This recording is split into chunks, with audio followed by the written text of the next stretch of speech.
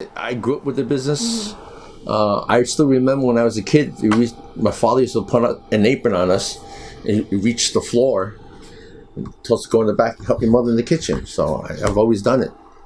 I worked briefly outside the store at the behest my father, because my father told me to. My father told me to go outside the business and find a job. I found a job over on East Broadway. It was a Jewish guy. It was a salvage company. I don't know if you remember that.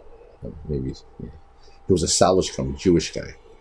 And I worked for him for about 6 months. Then he kind of found out that my father had a business and stuff like that. And he goes to me, why don't you go back and work for your father? I said, my father told me to come work for you. So, okay. So, but at the time I didn't understand it so much. But now that I do, okay, now that I'm older, I do understand it. He basically was telling me, go outside, see what's out there. If you'll be back. Yeah. And sure enough, I came back. Yeah. I worked for Citibank for 6 months. I was 18 years old. I wasn't even in college yet. Worked for 6 months. Developed microfilm. In those days, the minimum wage was $2.50 an hour. But that was in the 70s. So anyway, like I said, I eventually came back. And I realized early on that no matter what I do, where I go, no matter who I work for, I have to work my ass off. I have to work your butt off in order to get ahead. You need to work for yourself. And that's what my father offered me, to work for myself. So, and that's why I stuck in Chinatown all this time. But, I walk through Chinatown, just like before. These guys, they see me, they know me, they say hello. I kind of like that, you know.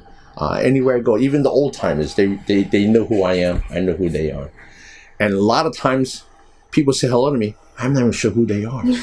I really don't. I don't remember their names, but but they know me. So I guess that means something. Yes. My grandfather was in partners with one other person.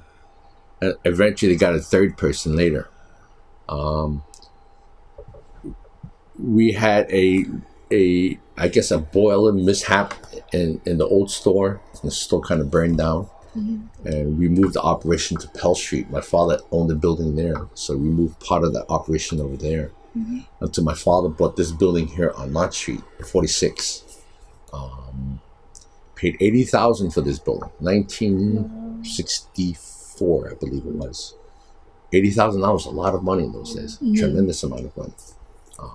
But he spent another $150,000, $200,000 renovating the building because he knew about the type of supplies that we needed.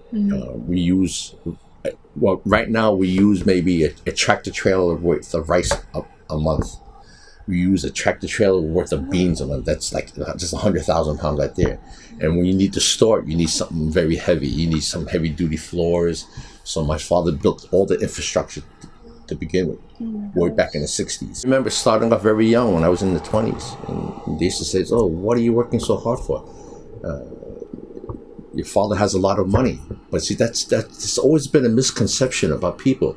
They feel that you have a business and stuff like that, and you own a little property, you must be rolling in the dough.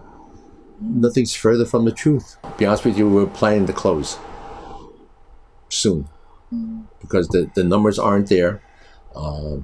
We didn't diversify enough, and for us, there's really no next generation.